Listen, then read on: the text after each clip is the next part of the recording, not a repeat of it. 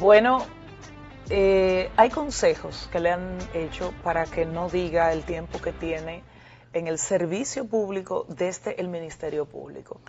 Pero es un honor saber que tiene 30 años sirviendo a la sociedad dominicana desde un escenario tan convulso, tan incomprendido y tan importante. Yo me refiero a la magistrada Rosagna Reyes, parte del Ministerio Público y que en este momento está justamente para tratar todo lo relacionado de manera específica con el mundo animal, pero que indudablemente tiene una experiencia que supera a ello. Bienvenida, más. Muchas gracias. ¿Cuánto tiempo? El tiempo pasa porque cuando yo estuve en este programa, que era radio, hace 3 años. Sí. Y estamos aquí. Seguimos más claro, cerca. no se puede uno retirar, mucho menos. Digo, se retira cuando corresponda, pero lo que ustedes hacen, y mucha gente muy seria que está en eso también, hay que seguirlo haciendo. Esas voces son necesarias. No podemos ceder. No, Marisol. exactamente. Esa es la palabra, no se puede ceder. Sí. Magistrada, es un honor para nosotros tenerla aquí porque ha tocado muchos espacios importantes. Decíamos, espacios vulnerables, los niños, las mujeres, y tenemos a la vista un nuevo código. Pero recordar a Rosagna cuando estaba en el Ministerio Ministerio Público, pero encargada como fiscal, que trabajó muchos temas importantes y vinculantes a las mujeres. Hoy, ¿cómo podemos ver desde allá, aquí, eso? Mira, comenzábamos en el año, primero gracias por la invitación, un honor para mí. En el 97 fue promulgada esa ley, en el la ley 24, que modificó el Código Penal en ese entonces. Entonces, valga la redundancia, nos tocó prácticamente ahí, día a día, porque no había espacio para esperar 3 o 4 meses, un vacacio ley de 1 año, no, fue inmediatamente. Comenzar a preparar, a entrenar los fiscales, los policías, todo el que iba a intervenir en esa ruta crítica de atención. Y comenzar, es lo más difícil, comenzar a estructurar. Recuerden que ni siquiera existía el Ministerio de la Mujer, era la Dirección General de Promoción de la Mujer. Sí. El famoso destacamento de Villajuana, que fue el piloto, casi con jurisdicción a nivel nacional. Y bueno, trabajando el tema de la mujer también me correspondió trabajar con el tema de los menores, los adolescentes metidos en los lugares, centros nocturnos. Bueno, aquello fue un trabajo tan tenaz y continuo, bueno, éramos apenas 45 fiscales, con jurisdicción desde Boca Chica hasta Pedro Brán, porque no existía la provincia de Santo Domingo. Entonces, sobre todo la zona oriental, ustedes ven todas esas discotecas que están en la Venezuela, en Sancho Sama, todo eso eran colmadones que no dejaban a la gente vivir. Entonces, cuando comenzamos a trabajar con los temas de ruido y a poner el orden y a sacar a los muchachos de la discoteca y a multar a esta gente, bueno, todo eso, ellos fueron mutando hasta convertirse en esos centros nocturnos que están ahí. Y luego, haciendo esa labor, tú decías, bueno, muchachos de 12, 13 años en una discoteca, ¿cuál es la sociedad, la proyección de la sociedad en 20 años? Creo que a los hechos me remito, no tengo que hablar mucho, ¿verdad? Se cumplió como una sentencia. Una profecía. Entonces, tú dices, bueno, no es el todo, es parte de. Recordemos que nuestros problemas son estructurales, sistémicos, cómo está armada esta sociedad.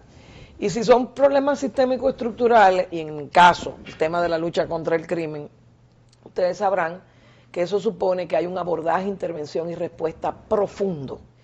Porque, y llámale a eso violencia contra la mujer, maltrato infantil, el tema de protección animal, trata y tráfico de personas, la corrupción administrativa, el medio ambiente, muchas situaciones que nosotros vemos en nuestro día a día.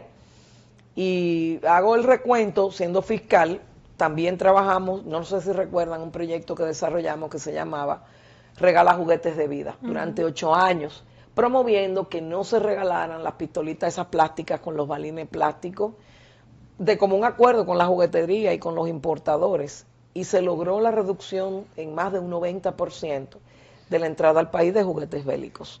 porque ya esto se convirtió en una comisión interinstitucional, no era el juguete por el juguete, es como usted educa a sus hijos, es que usted le regala a sus hijos. Pero ¿dónde se perdió eso, Rosagna? Porque yo siento que eso que se trató en ese momento y que se logró esa reducción, hoy no son juguetes, hoy son armas reales que hay en las calles. Así es, y cada vez más menores metidos en eso. ¿Y dónde se perdió entonces esa línea? Tú sabes que lamentablemente nosotros no hemos logrado un nivel de institucionalidad que las cosas corran solas, se personaliza mucho todavía. Y entonces, bueno, yo fui ascendida a procuradora adjunta de la República, ya no estoy en la Fiscalía del Distrito, voy a la Procuraduría a hacer otro trabajo y me desconecto un poco de eso. Pero ¿cómo ver la evolución del problema, no solo el problema, sino de la respuesta a lo largo de 30 años? Ya no solo tenemos a Villajuana, ya tenemos hay una estructura muy superior, pero cómo verla, sobre todo cuando, y lamentablemente, el éxito o no, en ocasiones, solo se suscribe a las mujeres muertas. Mira, hay una estadística que prevalece, lo vi durante mi gestión por 11 años y se sigue mirando ahora desde el 17 para acá, y es que el 80% de las mujeres que mueren nunca denunciaron ante la autoridad. Recordemos. O sea, 30 años después. 30 años después. El 80% no denuncia. No denuncia. Entonces, ¿qué pasa? Cuando tú ves ese tipo de cosas, eso supone entender que la lucha contra el crimen tiene que ser inteligente, tiene que ser estratégica para ser efectiva. ¿Y qué significa esto? Yo te lo digo como docente de varias universidades y de nuestra propia escuela de formación. El operador del sistema de justicia penal tiene que conocer el fenómeno del delito que está manejando. Si tú no entiendes eso, tú no vas a dar respuesta, y la respuesta no puede ser dispersa, tiene que ser coordinada, porque hay un tema de coordinación interna y de coordinación interinstitucional, de modelos de gestión. Cuando ves el feminicidio, que es la punta del iceberg, tú dices, bueno, pero revisemos cómo este hombre se convierte en un feminicida.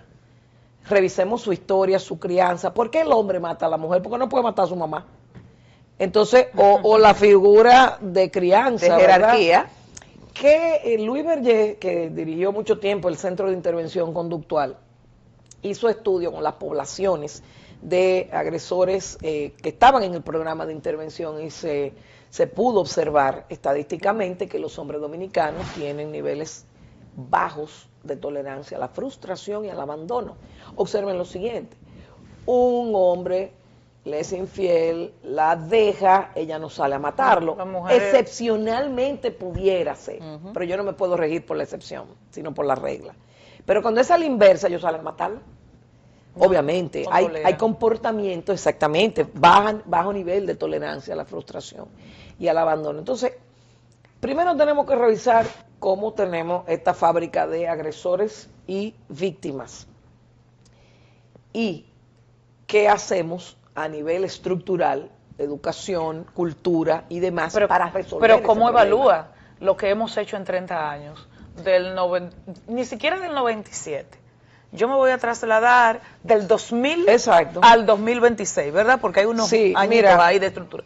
¿Cómo lo evalúa Rosagna? ¿De adentro? Sí, de adentro. Y hasta desde afuera, porque aunque sigue en el Ministerio Público, no está tan involucrada en los temas de violencia intrafamiliar. Es correcto. Mira lo siguiente, yo lo veo como que avanzamos, pero todavía hay muchos desafíos, hay que fortalecer esa actuación coordinada, hay que fortalecer los temas de referencia y contrarreferencia, porque la puerta de entrada a la justicia de las mujeres víctimas de violencia es el sector salud. Cuando una mujer, cuando una mujer acude a la policía o al Ministerio Público, ha ido varias veces a una clínica a curarse, a veces llevada por el mismo agresor. El sector salud, a través de los diferentes especialistas, ginecobstetras, ¿cómo se llama esto? Emergenciólogos, cardiólogos, son capaces de identificar que esos hallazgos son compatibles con violencia. Hay fracturas que son compatibles con la violencia. No es que yo me caí, no, usted no se cayó. Usted golpeó de manera frontal a un objeto o a una persona. Es una fractura típica que tienen los boxeadores cuando golpean de frente.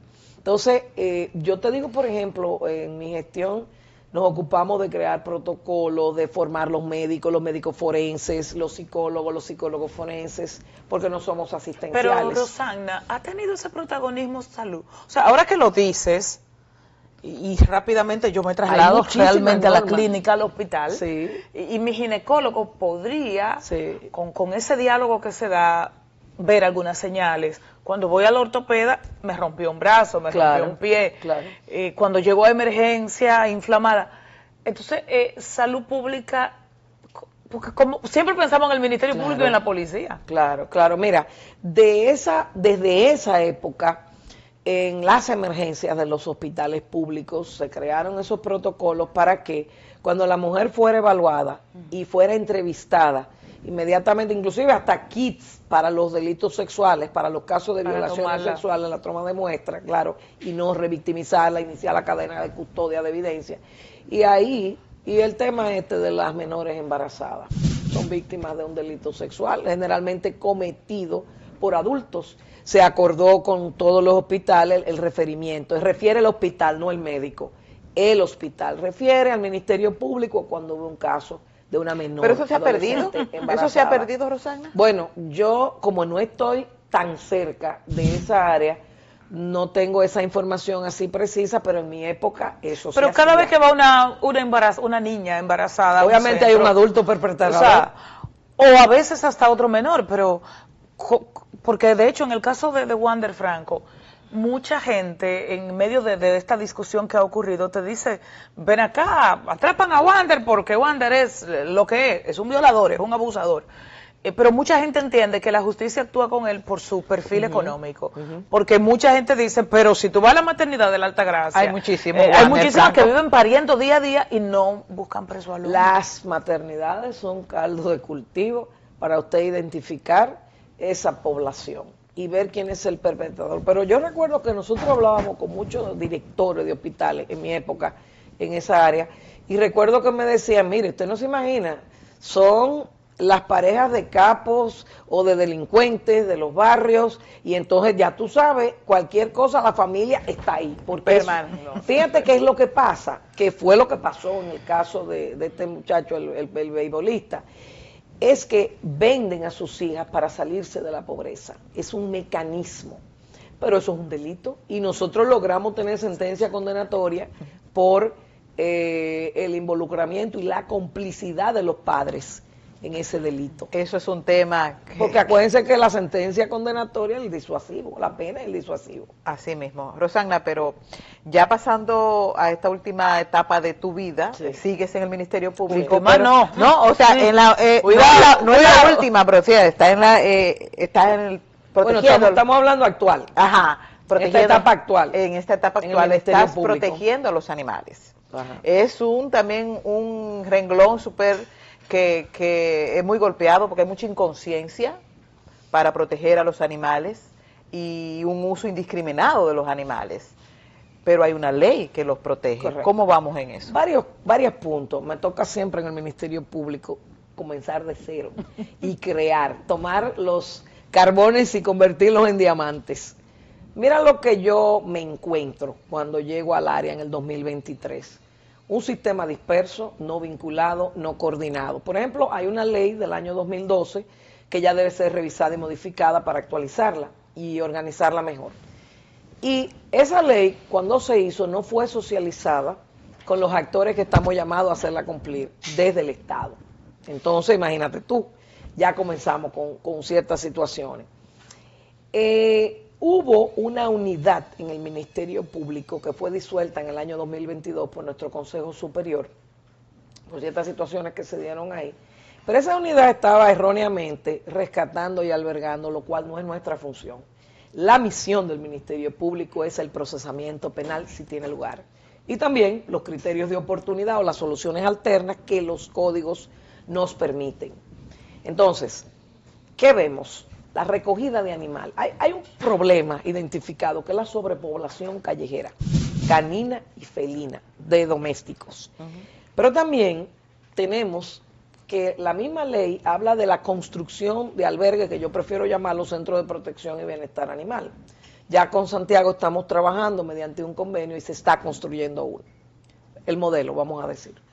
Entonces tú tienes que la ley delega en salud pública y también en las alcaldías o ayuntamientos la construcción de esos albergues, hasta por mancomunidades. Pero lo más interesante de todo es que la gestión de este sistema la tiene el Ministerio de Salud Pública, no el Ministerio Público. Entonces, el primer principio que rige el Ministerio Público es la legalidad. Y yo tengo que revisar los límites de mi competencia para que mis actuaciones estén regidas por la ley.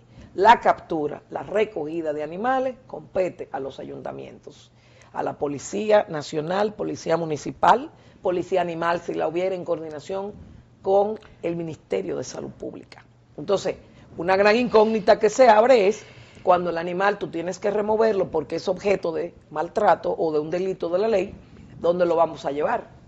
Entonces, actualmente, personas físicas y fundaciones privadas hacen el trabajo de albergues, entrecomillados, de manera muy limitada porque tú no tienes una parametrización que te diga cuáles son los requerimientos para usted instalar un albergue, quién lo supervisa, quién lo certifica o desertifica.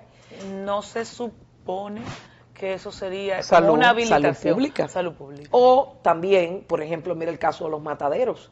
La supervisión de los mataderos está bajo la jurisdicción de las alcaldías o los ayuntamientos, los alcaldes pedáneos y en algunos casos ganadería. Todo va a depender del tipo de animal que se encuentre envuelto allí. Entonces, la supervisión de esos mataderos, de esas carnicerías a nivel de salud, la 4201, que es la Ley General de Salud, tiene aspectos que tienen que ver con los animales. Está el SECOVET, que es el centro que tiene el antirrábico, la zoonosis. Ese es como el punto más focal, aunque tenemos excelentes relaciones con el ministerio. Pero está medio ambiente también. La ley 9019 es la ley de ruidos. Magistrada, hay un perro que no se calla, hay unos gallos, una traba de gallos arriba en el techo que no se callan. La ley dice claramente que es competencia de nuestra especializada de medio ambiente, ¿no? Independientemente de que la ley de medio ambiente tiene más pena que la nuestra y la nuestra tiene 1 año de pena. Debo decir algo importantísimo. En menos de 1 año ya tenemos 2 sentencias condenatorias en materia de protección. Vamos a hablar de eso. Vamos a ampliar de una vez. Sí, vamos a ampliar, que eso es muy importante. Vamos a una pausa, ya volvemos más cerca.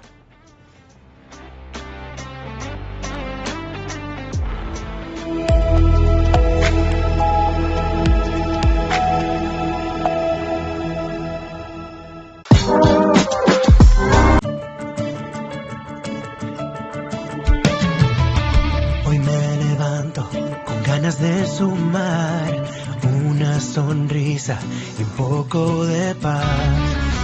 Vamos juntos, se empieza a escuchar y sin hacer ruido algo empieza a cambiar.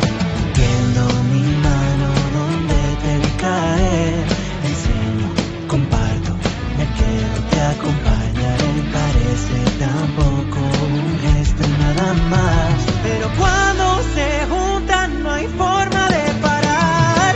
Sube la economía de la bondad cada vez que dices ven, yo te ayudo.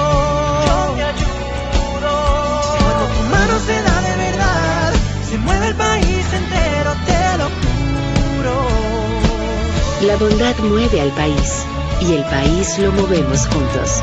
Popular, a tu lado siempre. Bienvenidos al Paso a Paso para renovar tu cédula. Recuerda, desde este 12 de abril iniciamos la entrega de la nueva cédula, la cual recibirás en el mes de tu cumpleaños. Para tenerla, solo debes completar unos simples pasos. Llegas al centro de cedulación y te recibe el coordinador del centro, quien te solicita tu cédula física para validar tu identidad. Posteriormente, se genera un turno único para el proceso. Luego te solicitan la cédula física para iniciar la solicitud y aportas un número telefónico de contacto. Más adelante, pasas al área de captura de datos biométricos para validar que los datos se corresponden contigo. Luego, cuando toque tu turno, pasas a la estación donde te presentan tu información personal para su revisión y validación. Una vez concluida la verificación, colocas tu huella dactilar en el lector. En la cabina de grabado láser entregas tu cédula actual. Revisan que todos los datos de tu cédula nueva estén correctos y te la entregan. La cédula anterior se anula en tu presencia. Y así de fácil es tener tu nueva cédula. Recuerda, a partir de este 12 de abril, en el mes de tu cumpleaños, acude al centro de cedulación más cercano. Para más información, accede a jce.gov.do. Tu cédula eres tú, porque tu identidad es única. Junta Central Electoral. Garantía de identidad y democracia.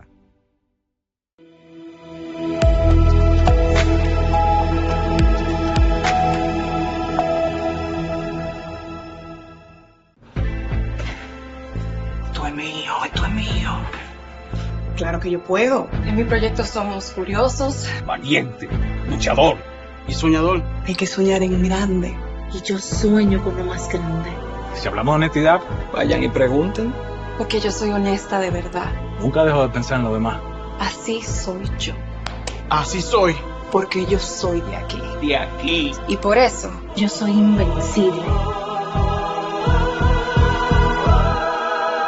Cuando los dominicanos creemos en nosotros mismos, somos invencibles. Lo sabemos porque somos Banreservas, el banco de todos los dominicanos.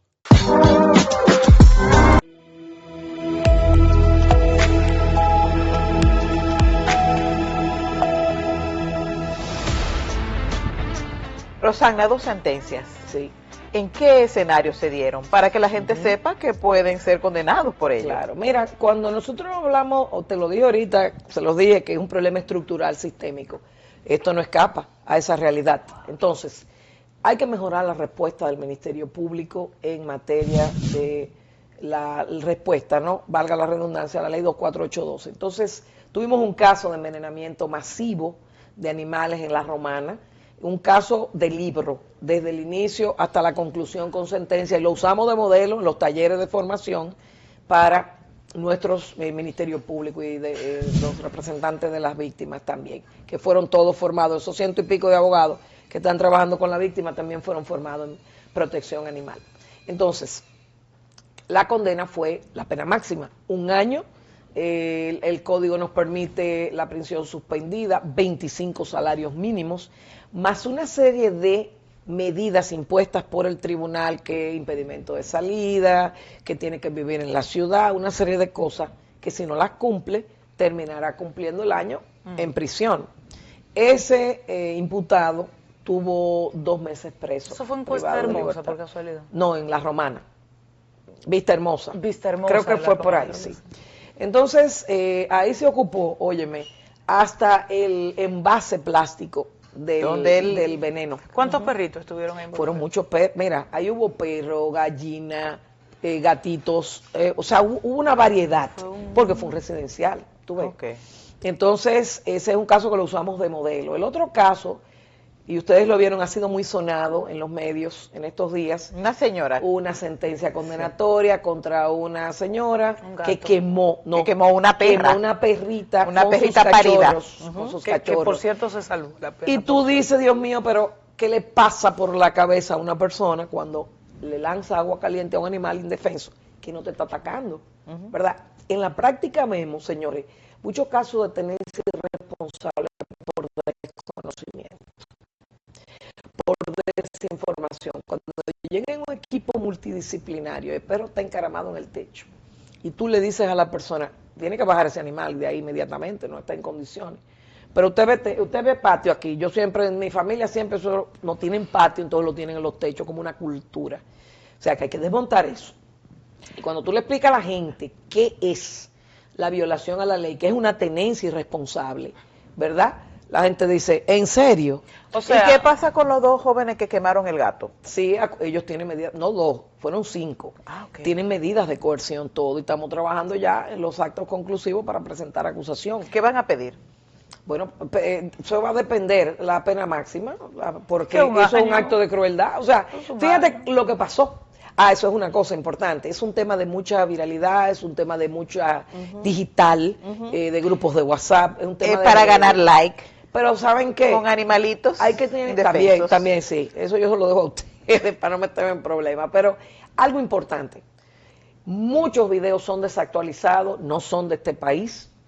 Ese mismo caso del gato quemado ocurrió en diciembre del año pasado, pero se hizo viral este año, 4 meses después. Y la judicialización fue este año. Sí, claro, correcto, ahora correcto. O sea, fue gracias a la viralidad. Es correcto. Que tiene partes buenas. No, también. no, sí, porque tiene partes buenas. Siempre eso lo confirmamos con la especializada nuestra de delitos electrónicos y el DICAT en conjunto, porque recordemos que la Policía Nacional tiene un departamento de protección animal, anticuatreros y medio ambiente.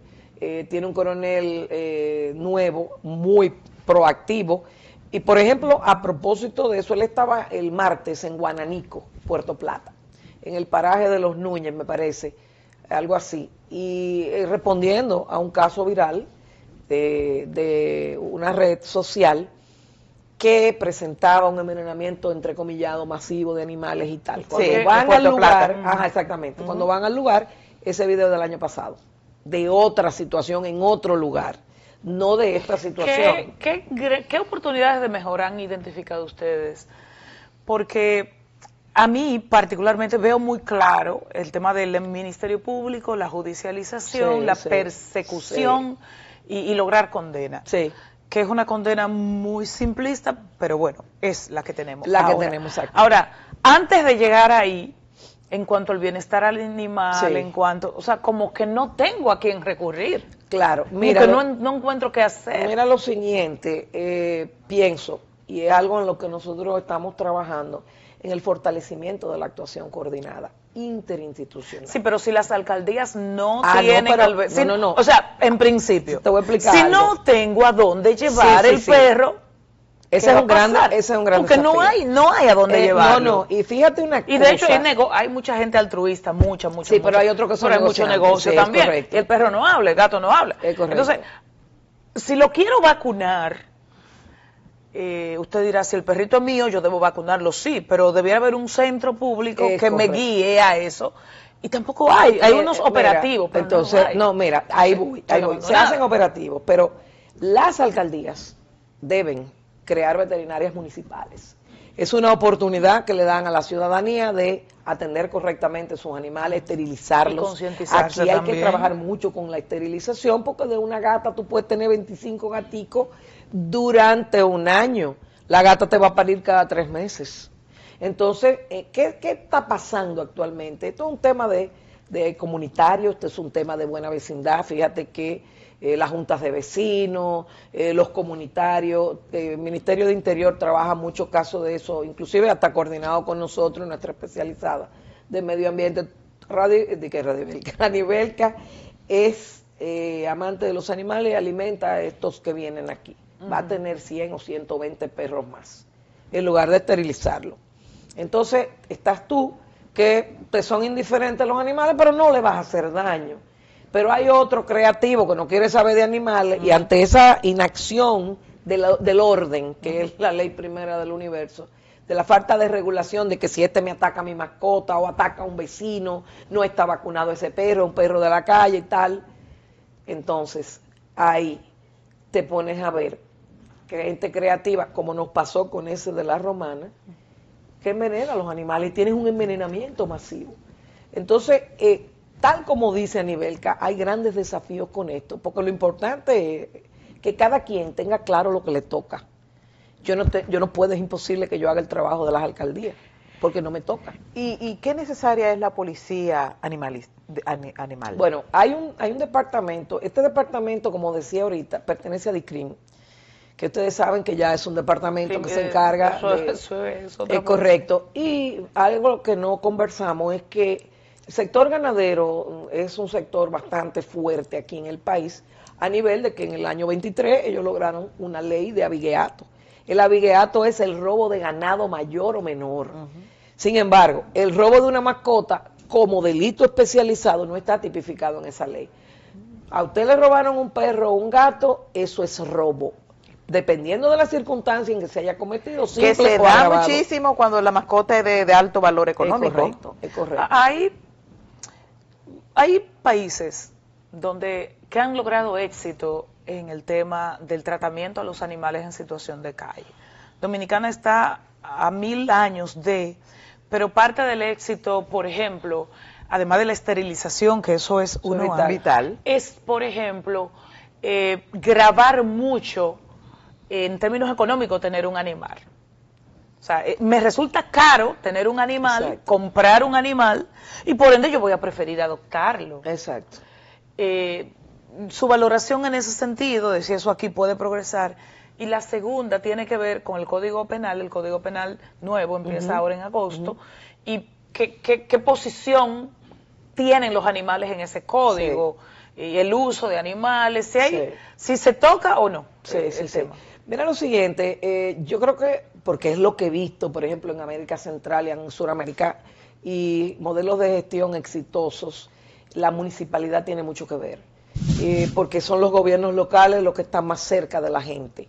Entonces, tú ves, por ejemplo, en Colombia, en Cartagena, los animales de la ciudad, en espacios específicos, están esterilizados, tienen su identificación, tienen lugares donde ellos entran y salen, donde duermen, sus comederos, todo en orden, y la ciudadanía colabora, no los va a envenenar, no se va a llevar a la comida, porque también es un tema de educación, ¿no? Entonces, se roban la comida de los animalitos. Para el mío, para el de mi casa. No, o la envenenan, porque es que hay cualquier clase de gente, ¿verdad?, de personas. Es un trabajo importante. Por eso yo hablaba de la educación, eso no puede quedar fuera. Porque desde que los niños comienzan a socializar en la escuela, tú tienes que enseñarles que a los animales y al medio ambiente hay que respetarlos. Porque yo no puedo dar lo que no tengo, lo que nunca aprendí. Entonces, el nuevo Código Penal tiene la novedad de que está contemplado el uso de un animal como arma, ¿no?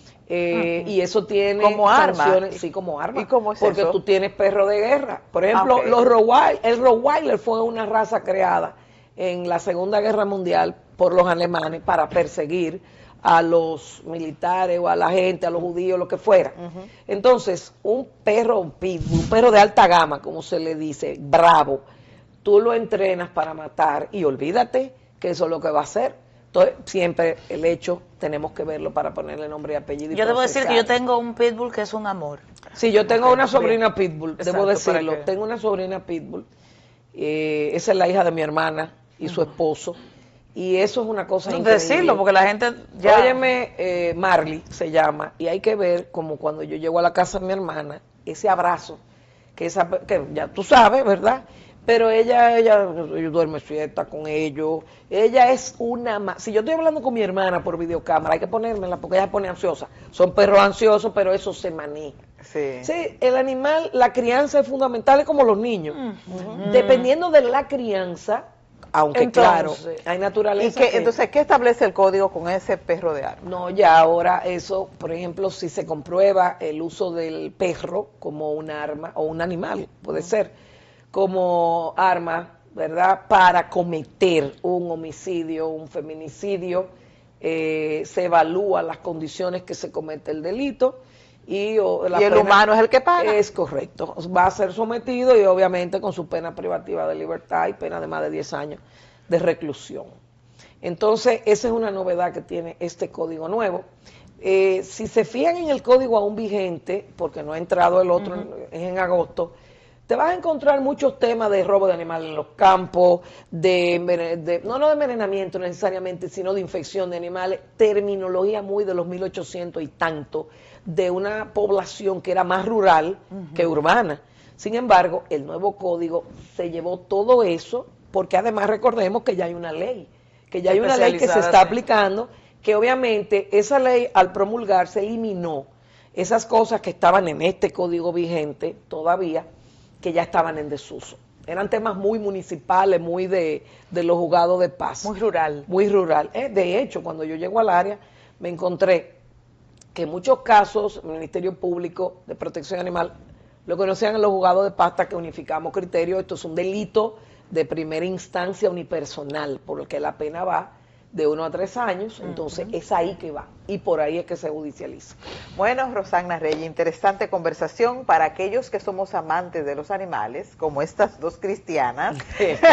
y no de la secreta. Y no de la secreta. Nos encantan los animales y vivimos para protegerlos. Conocer todos estos detalles de las penas privativas y de las penas por maltratar un animal es sumamente interesante. Gracias, Rosana. Gracias a ustedes y seguimos.